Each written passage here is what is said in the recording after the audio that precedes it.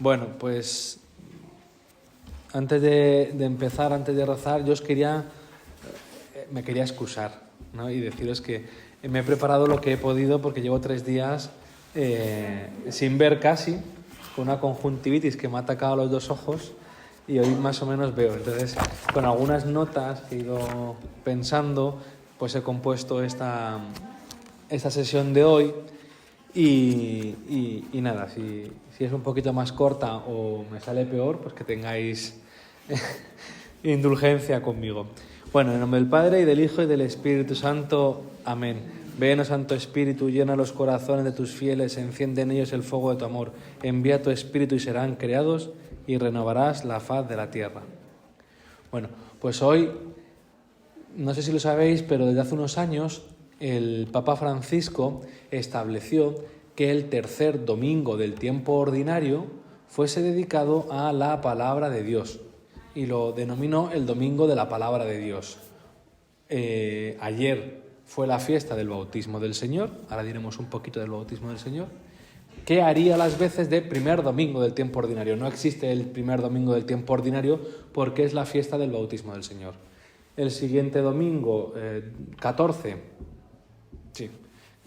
es el segundo domingo del tiempo ordinario y el 21 de enero es el tercer domingo del tiempo ordinario, que es el que la Iglesia dedica a profundizar un poco en la palabra de Dios. Entonces veíamos, cuando nos hemos reunido, que como este era el Fortes in Fide precedente al domingo de la palabra de Dios, hablásemos sobre lo mismo, sobre la palabra de Dios, para ahondar en esta riqueza insondable. Yo hoy voy a decir 3 pinceladas. Podría hablar mucho más, y aunque hablase mucho más, la palabra de Dios es tan profunda que nos podríamos tirar años y años hablando que no la terminaríamos de profundizar nunca, jamás. Entonces, mi primer consejo de esta noche, yo hoy no porque he venido rápido, pero de verdad, en la mochila del trabajo, que cuando me voy de vacaciones también, me llevo la Biblia. Me acompaña siempre. Y dices, y cuando no llevas la Biblia en el móvil, hay Biblias para el móvil. Entonces, llevemos siempre la palabra de Dios encima, siempre. Porque dice el Salmo, lámpara es tu palabra, luz en mi sendero. No sé cómo tengo que actuar en la vida, no sé por dónde tengo que tirar, acudimos a la palabra de Dios. Porque Dios verdaderamente habla en su palabra. Y la palabra de Dios es viva. Y veneramos la palabra de Dios. Vamos a leer alguna cita, si consigo leerla, que a mí me ha impresionado, porque me pone en su contexto la grandeza de la palabra de Dios. San Agustín llegará a decir que adoramos la palabra de Dios como su cuerpo, como el cuerpo de Cristo. No adoramos la Biblia, entended esto. No, la Biblia no es un libro que adoramos, o sea, no pasa nada.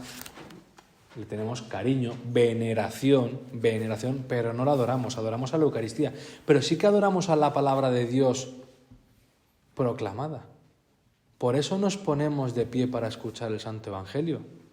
Por eso el Santo Evangelio se reserva en la liturgia al ministro ordenado, al sacerdote o el diácono o el obispo. Porque es el mismo Jesucristo el que está hablando. El mismo Cristo que está aquí presente, Señor, que estás presente en el sagrario, es el mismo Cristo el que nos habla en la lectura del Evangelio. ¿Entendéis? Por eso tiene una importancia, por eso en las solemnidades se acompaña de velas. Si os acordáis, cuando hay una procesión con el Santísimo Sacramento, se acompaña con velas. Por eso, cuando se proclama, se inciensa la palabra que va a ser proclamada. Es el mismo Dios el que nos va a hablar. Y pensaba que una buena forma de preparar este domingo de la palabra de Dios es hablar de la constitución dogmática Dei Verbum. Es una de las 4 constituciones dogmáticas del Concilio Vaticano II. El Concilio Vaticano II os sonará a todos allá por los años 60, que lo convocó Juan XXIII, pero no lo pudo terminar él, murió, empezando desarrollándose el Concilio Vaticano II, y lo clausuró el Papa Pablo VI. Ambos ya están canonizados, San Juan XXIII y San Pablo VI. Bueno, pues hay 4 constituciones dogmáticas Gaudium et Spes, Lumen Gentium, sobre la Iglesia, Sacrosanctum Concilium, sobre la liturgia, sobre la Sagrada Liturgia, y Dei Verbum, sobre la revelación, ¿vale? Sobre la revelación. Dei Verbum en latín significa palabra de Dios, ¿vale? Bueno, dice esta Constitución, empieza diciendo: el Santo Concilio, escuchando religiosamente la palabra de Dios y proclamándola confiadamente, hace suya la frase de San Juan cuando dice: os anunciamos la vida eterna que estaba en el Padre y se nos manifestó. Lo que hemos visto y oído os lo anunciamos a vosotros, a fin de que viváis también en comunión con nosotros, y esta comunión nuestra sea con el Padre y con su Hijo Jesucristo. Esto es de la primera epístola de San Juan. Pero fijaros lo que dice, porque muchas veces podemos entender que esta palabra de Dios que estamos hablando, de lo que estamos hablando, hace referencia a la Escritura, a la Biblia. No. Esta Constitución habla de la palabra de Dios con mayúscula. ¿Quién es la palabra de Dios con mayúscula? Lo dice aquí. Os anunciamos la vida eterna que estaba en el Padre y se nos manifestó. ¿Quién estaba en el Padre y se nos ha manifestado y además lo hemos celebrado estos días?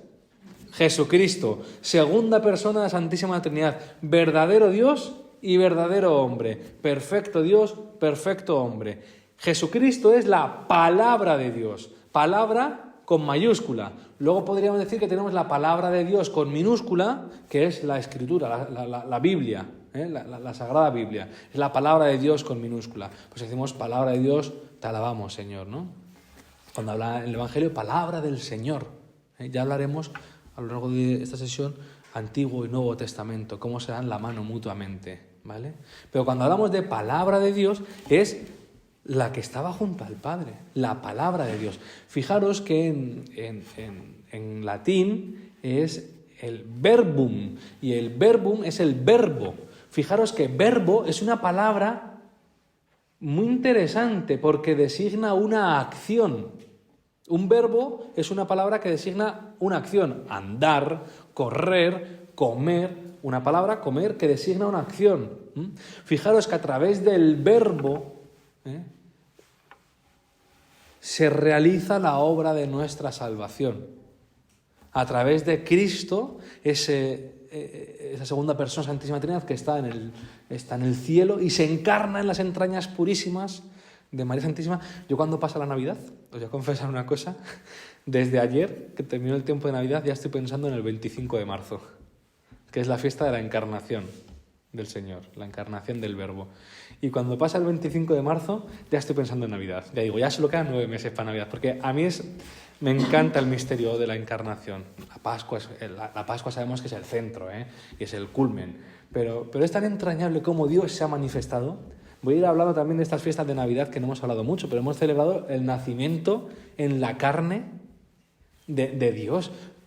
Perdonad que utilice esta expresión, pero otro día lo hablaba con Raquel, que es para flipar. Y esto salía porque en el Evangelio aparecía cuando, en unos evangelios de la semana pasada, que se encontraban y le decían, ven y verás. Le dice a Felipe, ven y verás. Yo creo que en aquel momento no estaba aceptado por la Academia de la Lengua Hebrea el flipar, ¿no? Pues si no sería, ven y vas a flipar. No flipar en la acepción negativa que tiene, ¿no? de estar borracho, de estar drogado, no. Flipar de alucinar de qué maravilla es esto. O sea, porque no es un ven y verás como... No, es ven y alucina, o sea, participa. No es una actitud, ese verás pasivo, es disfruta. Ven y... O sea, esto es lo que dice San Juan. Os anunciamos la vida eterna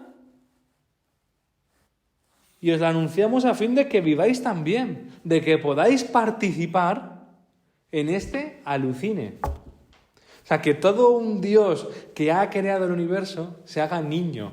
¿Cuánto tiempo hemos pasado estas Navidades contemplando el niño Jesús? Ese niño Jesús, nosotros en casa, después de rezar, los niños cogían las panderetas y cantábamos villancicos, ¿no? Y le mirábamos, y mi hijo Juan quería bailar con él. ¿Por qué? Porque es alucinante. Se ha hecho carne. Se ha hecho carne. ¿Qué otro Dios ha hecho esto? Es que ninguno. Se ha hecho carne para llevar la obra de la redención. Ya hablamos cuando vimos la cristología, ya hablamos de que era necesario que el pecado que había cometido el hombre fuese saldado por la muerte de un hombre. Pero como la ofensa a Dios era tan grande, tenía que ser saldada por alguien que pudiese hacer un acto de valor infinito. Y solo Dios puede hacer un acto de valor infinito. Y solo se da esas dos circunstancias en Cristo, que es hombre y Dios. Alucinante. Y esa palabra que estaba con el Padre se nos ha manifestado en la carne. Y por eso hemos tenido la fiesta, antes de ayer, que es que este año como hace todo muy seguido, de la Epifanía, la manifestación. Esa palabra ha sido revelada, no es una palabra escondida, no es un silencio. Fijaros que otra de las gracias que tiene es que cuando tú dices palabra ya estás hablando. Ya se está poniendo de manifiesto. Si yo digo palabra, he roto el silencio. Había una adivinanza que decía, si me pronuncias, desaparezco. ¿Qué soy? El silencio. Porque en cuanto que dice silencio, ya no hay silencio. Entonces, la palabra, de por sí, es para mostrarse.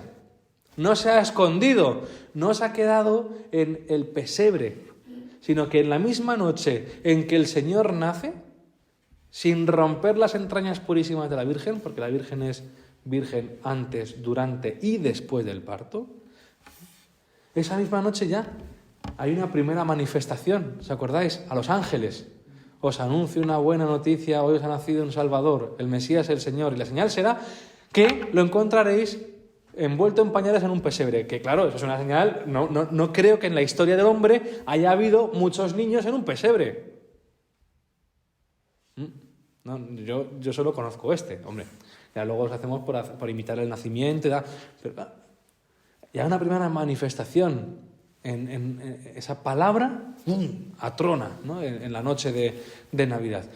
Luego llega la Epifanía de los magos de Oriente, esos magos que se ponen en el camino y van a adorar, los gentiles. Gracias a los Reyes Magos, la salvación no es solo para el pueblo de Israel. Ya lo prefiguran esos magos, que va a ser universal. Son gentiles, ellos no pertenecen al pueblo de Israel.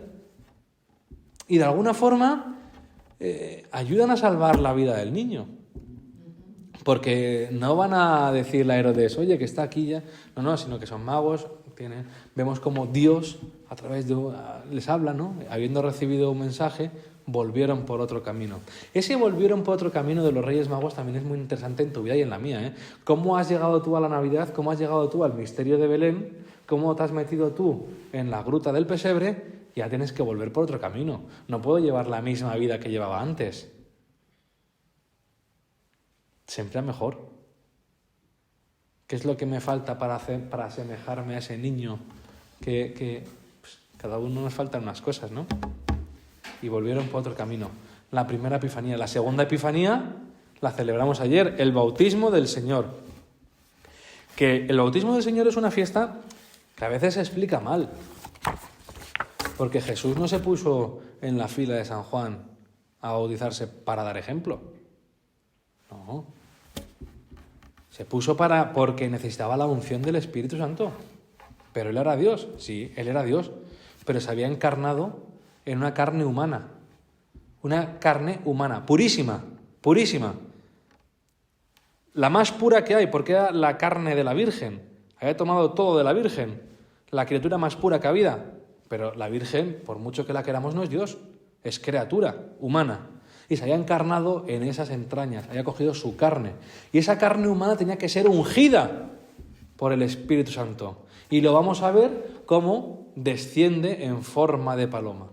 Y este es mi hijo amado. Ayer tuvimos un drama en casa, porque yo siempre estoy diciendo que qué asco las palomas, que me dan muchísimo asco, que son ratas de tal, que solo se dedican a echar cacas en los coches y demás. Y entonces, claro, ayer le pregunto a Juan, ¿y el Espíritu Santo? No lo voy a decir, que me da mucho asco. Y digo, pero hombre, y claro, era una paloma, se ven en forma de paloma y es que nos dan mucho asco, ¿no? Pero ahora porque son de ciudad, ¿no? Antiguamente no era así, ¿no? Pero bueno, cuento esta anécdota. Pero es otra segunda manifestación. Y la tercera manifestación, la tercera epifanía que se ve en estos días, que antes se celebraban las 3 fiestas juntas, es la revelación del Señor en las bodas de Caná. El primer milagro que obra el Señor. Ese milagro que si más adelante, si queréis, podemos hablar un poquito, porque tiene mucha enjundia. Ese mujer, aún no ha llegado mi hora.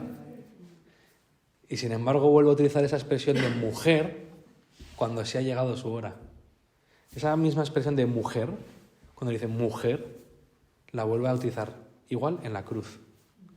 Y ahí no dice no ha llegado mi hora, sino que dice tengo sed. Esa copa que me falta por beberme, la 4ª copa que beben los judíos en la Pascua, que no ha bebido el Señor, la bebe en la cruz. No bebe vino, sino que bebe vinagre, que viene del vino ácido. Y ahí ya sí que es su hora. ¿Y qué dice? Todo está cumplido. Ese mujer todavía no ha llegado mi hora, termina en mujer, ahí tienes a tu hijo, todo está consumado. Tengo sed. Os recomiendo La 4ª copa, es un libro muy bonito de Scott Hahn, se llama La 4ª copa y habla de todo esto. Y era pastor protestante. Y con esta frase de todo está consumado, todo está cumplido, se convierte. Empieza a indagar, a estudiar. ¿Pero cómo que todo está cumplido? ¿Qué se ha cumplido? ¿Qué se ha cumplido? Se empieza y al final le cuesta mucho, porque los protestantes ganan mucho dinero, los pastores protestantes ganan mucho dinero.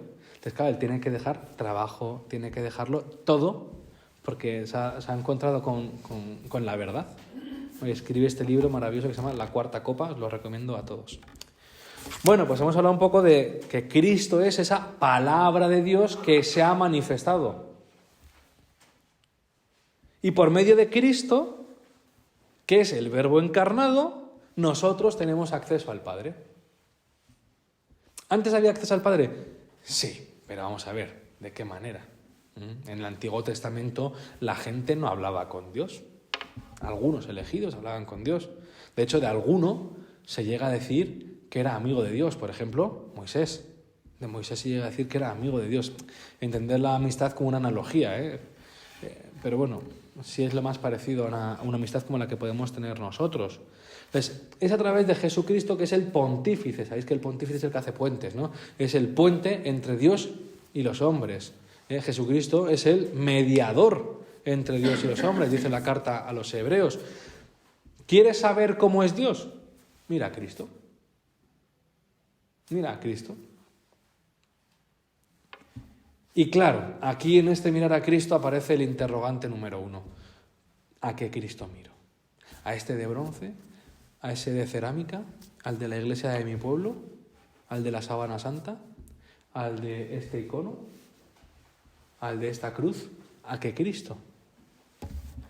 No tenemos que mirar la imagen visual de Cristo, sino cómo es Cristo. ¿Y cómo vemos cómo es Cristo? Mediante los evangelios. De ahí la importancia de la palabra de Dios. Está muy bien mirar la cruz, y todos llevamos en el bolsillo un crucifijo. Yo cuando me pongo a estudiar me pongo un crucifijo delante, ¿no? Esto lo aprendí cuando era estudiante y ahora lo sigo haciendo, ¿no? Te pones un crucifijo delante y cuando estás cansado, mira, Señor, tú no te bajaste, yo sigo aquí, ¿no? Yo creo que tendría que ponerme un crucifijo cuando cambio pañales, ¿no? En todas las realidades. Y en tu cama hay un crucifijo, y en tu casa hay algún crucifijo que puedas mirar. ¿Por qué? Porque te va a decir, oye, ¿cómo es el Señor? ¿Cómo es el Señor? Bueno. ¿Ves? Es que me cuesta un montón ver.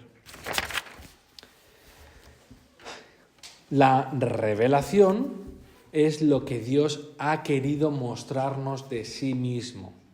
Mirad, mediante el conocimiento, mediante la filosofía, podemos llegar a ver qué es Dios. Podemos llegar a ver qué es Dios. Podemos llegar incluso a ver cómo es Dios. Pensando, solo pensando. Solo pensando. Y Aristóteles no era cristiano y llega a hablar de Dios. Y hay muchos autores que no son cristianos y llegan a entender pues, que hay un Dios, que es necesario que haya un Dios para que existan las cosas, que es necesario que Dios sea eterno. ¿Entendéis? Podemos ver cómo es Dios. Lo que no podemos ver mediante la razón, es la intimidad de Dios. Es como si yo, por ejemplo, ahora estoy mirando a Carmen. Pues puedo ver que está Carmen. Puedo decir, bueno, intuyo cómo es, tiene media melena, va con un abrigo azul, tiene estos zapatos. Puedo intuirlo, sé que existe, sé que está. Ahora, yo no sé si es buena persona. Yo no sé si habla alto o bajo. ¿Hasta qué? Yo no sé si le gusta el chocolate o la nata. Yo no sé si es del Madrid o del Atleti. Espero que del Atleti. No lo sé. Hasta que ella no me lo revele. Hasta que ella no abra el corazón. Hasta que ella no abra el corazón, yo no sé cómo es por dentro.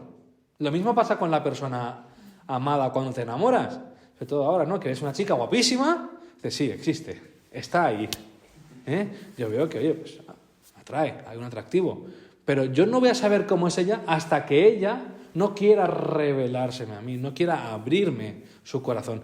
Con Dios ha pasado lo mismo. Dios ha cogido y se ha abierto el pecho, literalmente, lo podemos ver en la cruz, se ha abierto el pecho para que le conozcamos. Nos ha dicho, así soy yo. Y te lo voy a decir con una historia.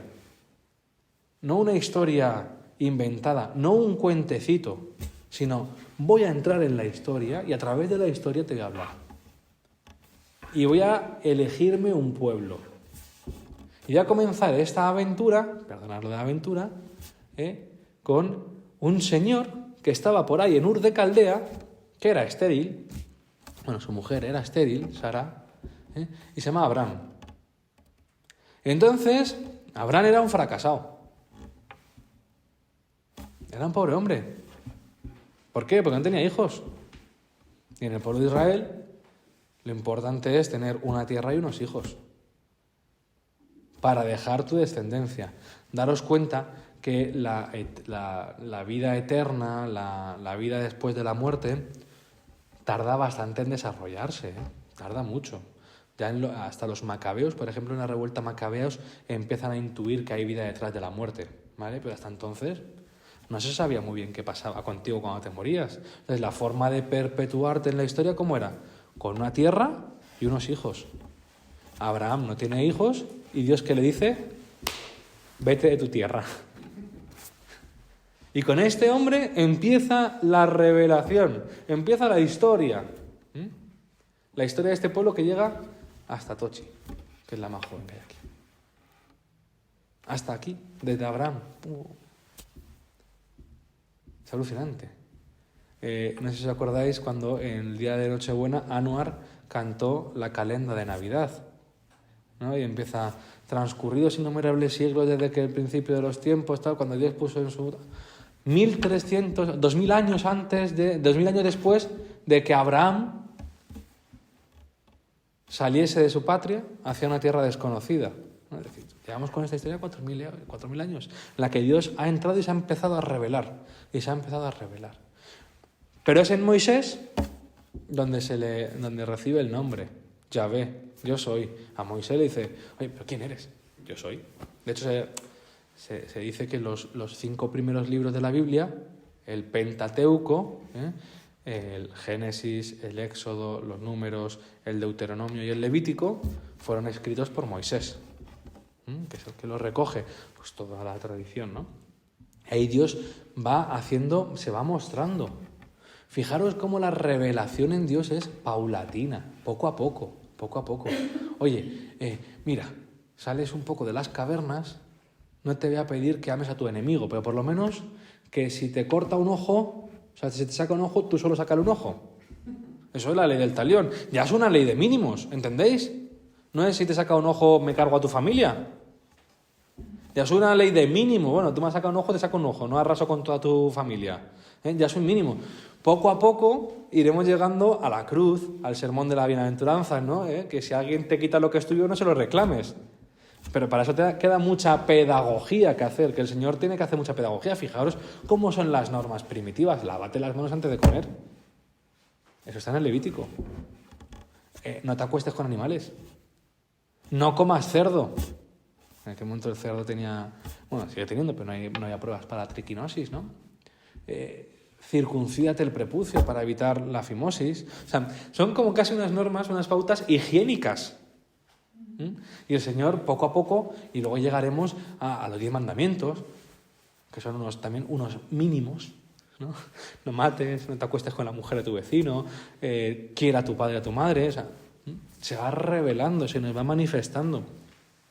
Y es en la salida del pueblo de Israel, en la noche de Pascua, la Pascua hebrea, donde se asienta como pueblo. Ahí es donde aparece la conciencia del pueblo de Israel, ¿no? Que ya aparece como un pueblo.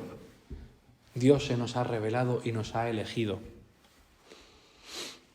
Por eso, bueno, luego vendrán los profetas, todos los profetas. Además, el tiempo de Adviento que hemos vivido, que es maravilloso, muy corto este año, porque la cuarta semana ha sido un día. Pero todo el tiempo de Adviento hemos estado leyendo los profetas. ¿Y de qué hablan los profetas? De la venida del Señor. Isaías, los 4 cantos del siervo de Yahvé. Por ejemplo, ahora el Día de Reyes se cumple uno. Te verán los reyes, se pondrán en pie los príncipes de la tierra. Se inclinarán. Se cumple en la Epifanía, ¿verdad?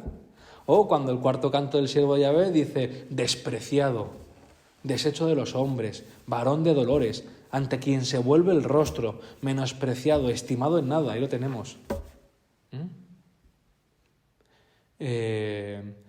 Bueno, todo el Antiguo Testamento nos está hablando de Dios y Dios nos habla. Y lo decimos en el credo. Además aquí que rezamos el credo largo. El credo, a ver si os aprendéis cómo se dice, niceno-constantinopolitano. Parece un trabalenguas, ¿no?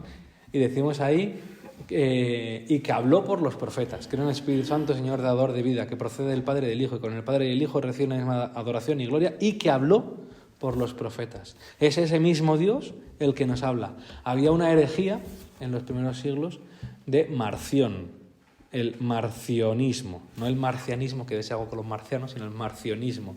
Y entonces Marción defendía que había 2 dioses, un Dios del Antiguo Testamento y un Dios del Nuevo Testamento, y que el del Antiguo Testamento era horrible, y ya luego pues está el Dios bueno, que es el del Nuevo Testamento. Eso contradice la idea de que Dios es inmutable. Dios no cambia, Dios es.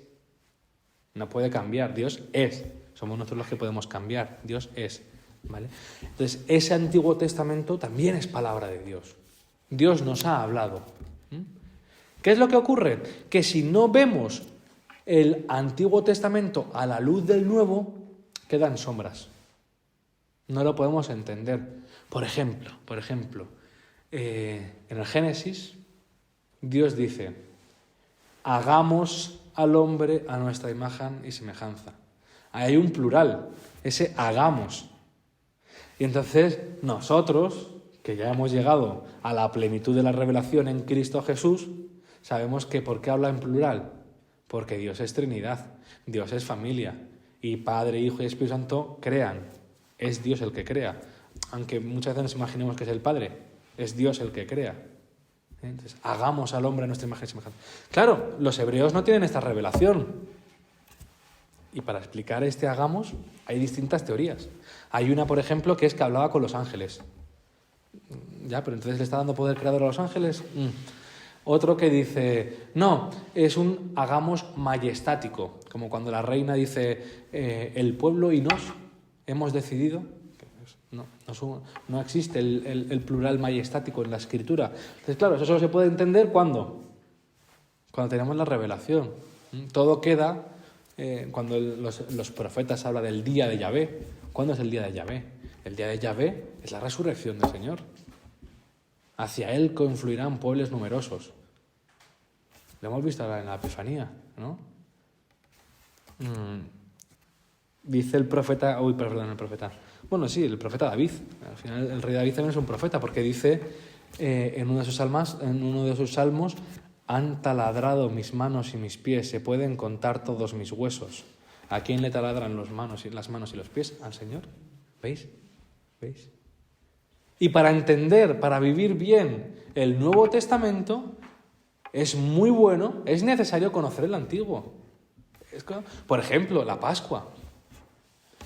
¿Qué estaba celebrando Jesús en la noche de Pascua? Estaba celebrando en el contexto hebreo el paso de la esclavitud a la libertad, que él lo lleva a otra dimensión más alta. que es la de la totalidad. Ya no es el paso de la esclavitud del faraón a la libertad física, como pueblo, para así decirlo, a la democrática. No. Es la libertad, la liberación total sobre la muerte, sobre el pecado. Se entiende que estamos en el mismo contexto. Este libro que os he recomendado, de La Cuarta Copa, habla mucho de esto. Oye, ¿y el Cordero? ¿Por qué Juan el Bautista ha dicho, he ahí el Cordero de Dios que quita el pecado del mundo? Decir eso en el lenguaje hebreo es una blasfemia. ¿Quién quita los pecados sino Dios? Eso viene de la fiesta del Yom Kippur, donde ¿qué hacían? Cogían un corderito, iban poniendo la mano sobre él y descargando los pecados encima de la cabeza del pobre cordero. Y cuando todo el mundo había descargado los pecados en la cabeza del cordero, lo mandaban fuera de la ciudad a que se muriese. Eso se ha hecho en Cristo. Cristo ha cargado, como ese cordero, todos nuestros pecados, y fuera de la ciudad, acordaros, aquí, ¿veis la muralla de la ciudad? ¿La veis aquí detrás? Pues fuera de la ciudad, como ese cordero, ha sido sacrificado. ¿Entendéis cómo el contexto del Antiguo Testamento nos da una riqueza grandísima para entender el Nuevo Testamento? Bueno, al final me enrollo. Esta revelación que es Cristo mismo, tiene dos fuentes. Es decir, ¿quieres conocer cómo es Cristo? Pues tienes dos fuentes. Una hemos hablado mucho, que es la Sagrada Escritura, la Biblia. Los protestantes dicen sola Escritura, solo la Biblia, como fuente de revelación, solo. Y solo tienen la revelación de la Escritura. Y está coja, porque Dios se ha revelado en la palabra de Dios con mayúscula, que tiene dos vertientes, la palabra de Dios con minúscula, que es la Sagrada Escritura, y la tradición viva de la Iglesia, la tradición. ¿Por qué? Porque la Escritura, la Biblia, se compone ¿para qué? Se compone para ser proclamada. No son unos apuntes, aunque nosotros, claro, es lo que tenemos que estudiarlo a fondo porque es lo que nos ha quedado. Pero no es un manual. Son unos apuntes para, oye, pues te toca ir a predicar el Evangelio al Ponto. Esto es lo que ha dicho el Señor. Pues dice, querido Teófilo, he querido recoger después de estudiar diligentemente todo lo que el Señor ha hecho, para que tú le puedas conocer. ¿Entiendes? Pero ¿qué pasa? Que hay muchas cosas que nos han dejado por escritas. Anteayer celebrábamos la fiesta de los Reyes Magos, que se llaman Melchor, Gaspar y Baltasar. ¿Aparece en la Escritura? No. ¿Y se llaman así? Sí. ¿Cómo lo sabemos? Por la tradición. Porque se ha ido contando. Ayer también, que he estado aquí, hay muchos abuelos, San Joaquín y Santa Ana, los padres de la Virgen María. ¿Aparece en la Escritura? No. ¿Cómo lo sabemos? Por tradición. Y así muchísimas cosas que conocemos por tradición. Por ejemplo, que el pan eucarístico es sin levadura, por tradición de los primeros siglos. ¿Qué es la tradición? Toda la enseñanza oral de la Iglesia, toda la enseñanza oral de los apóstoles, que no se ha dejado escrita en la Escritura. Luego se va a recoger por escrito. ¿Quiénes lo van a recoger? Los padres de la Iglesia. Te coges a San Justino, a San Cipriano, a San Agustín, a San Atanasio, a San Gregorio, a San Basilio. Hay muchos padres de la Iglesia. No. Y han ido escribiéndolo. La Didaje de los Apóstoles han ido escribiendo. Todo eso que se ha ido contando. Porque las tradiciones orales no son menos importantes que las tradiciones escritas. Entonces, la revelación se sustenta en esas dos patas, la Sagrada Escritura y la tradición. Por eso cuando un protestante te diga, uy, eso no está en la Biblia, tú le puedes decir, ¿y?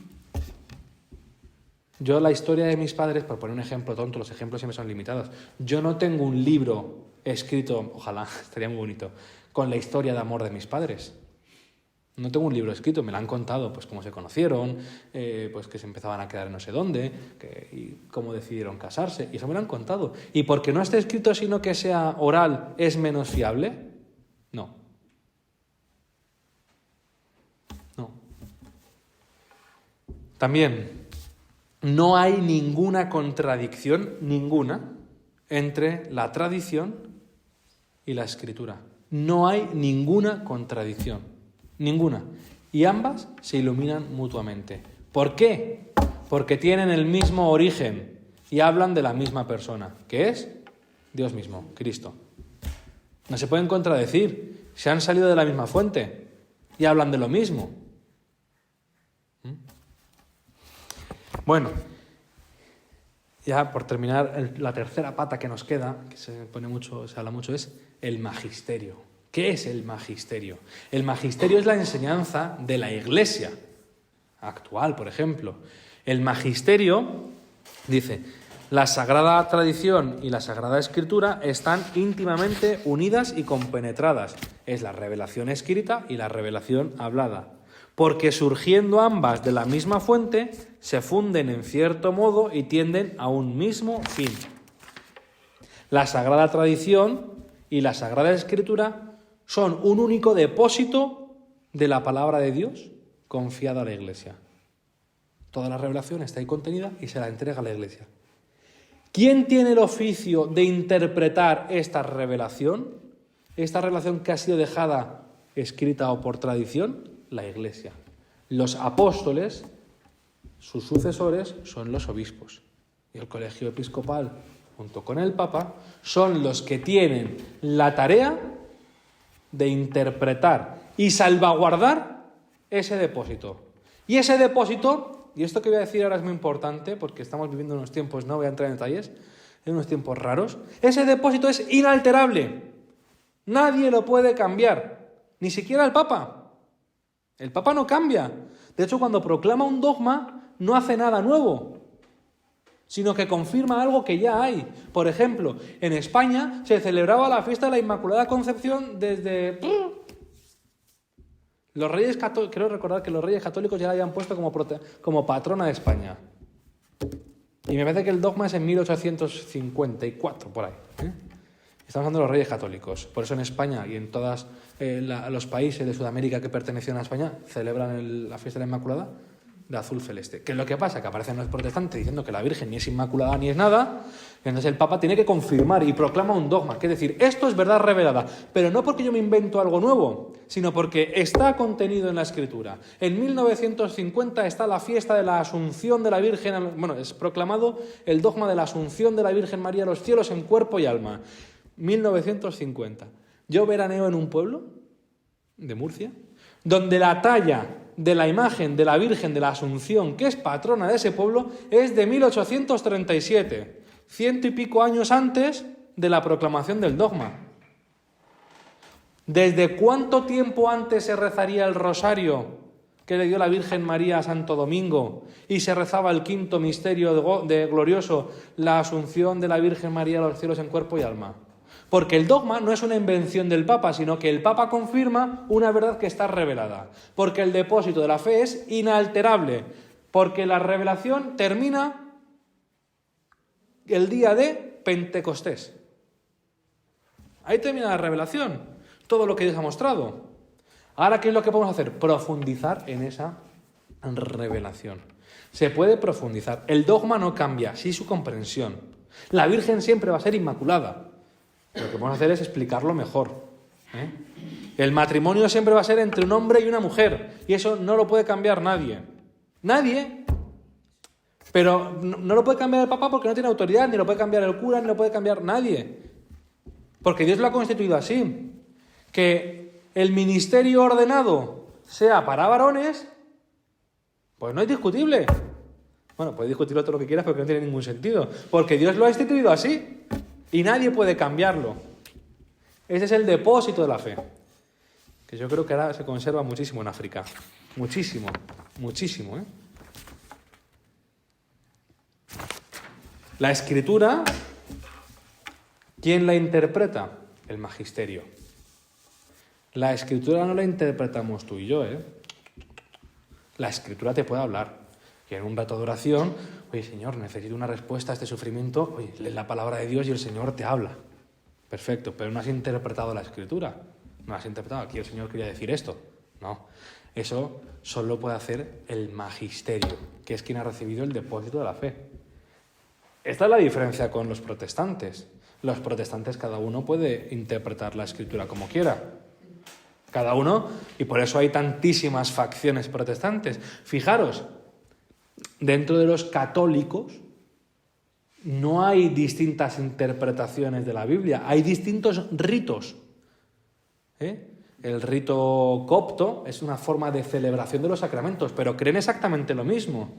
Incluso ya prácticamente los ortodoxos prácticamente creen lo mismo que nosotros. Ha llegado a esa... Cambian los ritos, pero la interpretación que se da de la Escritura es la misma. Sin embargo, los protestantes están los luteranos, los presbiterianos, los episcopalianos, los baptistas, los metodistas. ¿Por qué? Porque llega uno... Aquí dice Jesús esto, pero lo que quiso decir es, y me invento mi libre interpretación de la Escritura y he montado mi chiringuito. ¿Entendéis? Reduciéndolo mucho. Aquí no, aquí todos creemos lo mismo. Y para interpretar la Escritura tiene que cumplirse algunas condiciones. No vale... Lo primero, no vale lo que hacen los protestantes. Los protestantes, ¿qué hacen? Cogen una página, me llevo esta página e interpreto esta página. La Biblia es una y está escrita en una unidad. No quiere decir que esté escrita linealmente del tirón. No.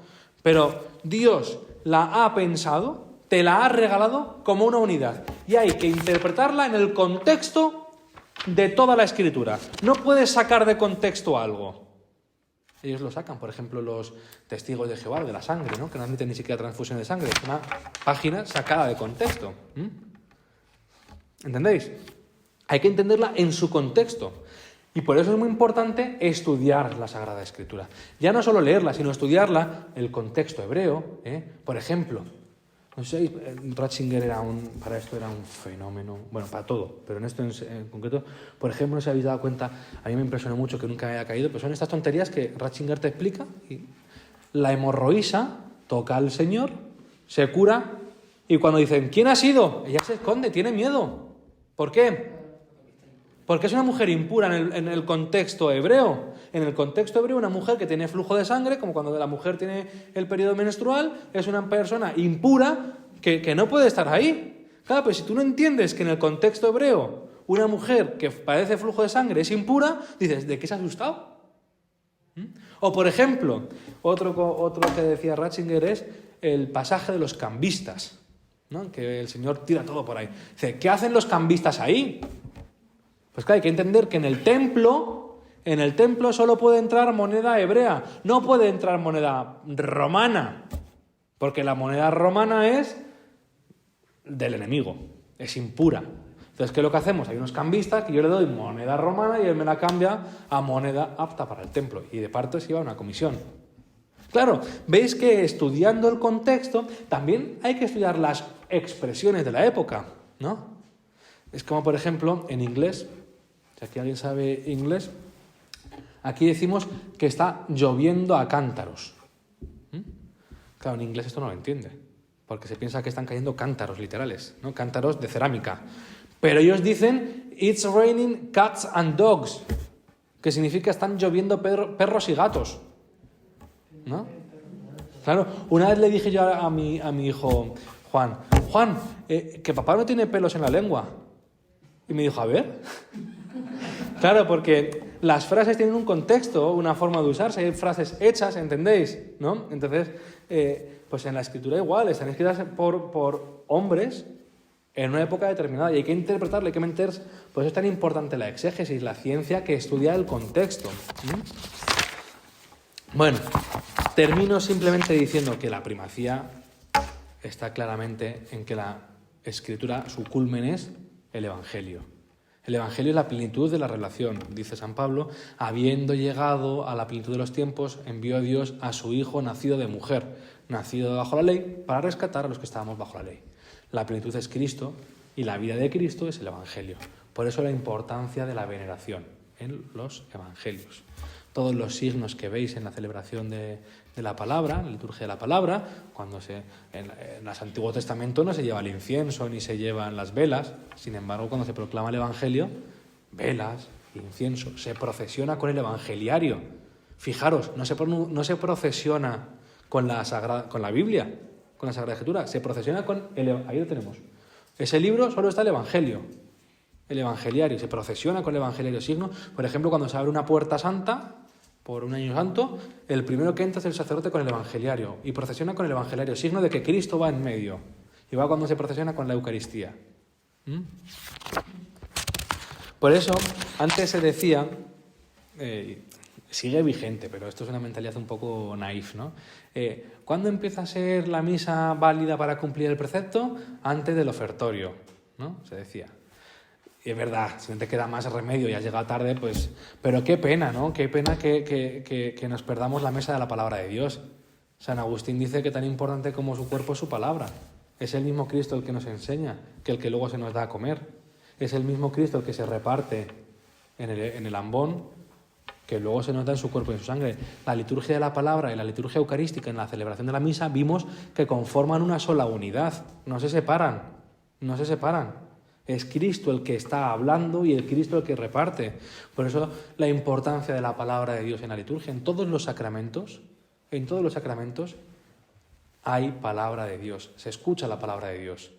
En el bautismo, pues si no es dentro de la misa, que ya se escuchan las lecturas, hay unas breves lecturas. Aquí en esta parroquia tenéis la suerte que tenéis unos curas fantásticos y maravillosos. Entonces tú vas al confesionario y está el ritual de la confesión. Y ahí, por ejemplo, se dice... Señor, tú lo sabes todo, tú sabes que te quiero, está ahí escrito, si no te has fijado nunca. Eso es palabra de Dios, eso lo dice San Pedro. Hay una conversación con la palabra de Dios. Cuando hay un acto penitencial, primero se leen unas lecturas que te ayuden a profundizar, unas lecturas de la palabra de Dios. En todos los sacramentos va unido a la palabra de Dios. Cuando llevan la comunión a casa porque estáis enfermos, antes de dar la comunión, hay aunque sea pequeña, aunque sean 2 versículos, hay una pequeña palabra de Dios, ¿no? Para que se haga presente el Señor también por el oído. La importancia del oído es brutal. La Virgen María le pasó como a nosotros. Fijaros, nosotros antes de comulgar recibimos al Señor por el oído. En la Eucaristía, en la Santa Misa, primero recibimos la palabra de Dios. Y esa palabra nos capacita para luego recibir el cuerpo de Cristo. La Virgen María, ahí tenemos el icono de la Anunciación, primero recibe la palabra, el envío del ángel, que le hace luego tener a Cristo, carne suya. Pues ahora podemos decir que la Virgen, siempre decimos que la Virgen es el primer sagrario, ¿no? Porque tuvo escondido, guardado al Señor físicamente, pero también fue el primer ambón, si queremos decirlo así, ¿no? El primer sitio donde reposó la plenitud de la palabra de Dios. Ella lleva plenitud toda la palabra de Dios, ¿no? De ella hablaron los profetas. Hija de Sión, sáltate y regocíjate, hemos leído en el tiempo de Navidad, ¿no? Tú eres el orgullo de nuestra raza, tú la alegría de Jerusalén, ¿no? La Virgen María. Bueno, pues a ella nos encomendamos y lo he cumplido. 45 minutos, sin apenas ver casi, perdonadme, y rezamos un Ave María a la Virgen. Dios te salve María, llena eres de gracia, el Señor es contigo, bendita tú eres entre todas las mujeres, y bendito es el fruto de tu vientre Jesús. Santa María, Madre de Dios, ruega por nosotros pecadores, ahora y en la hora de nuestra muerte. Amén.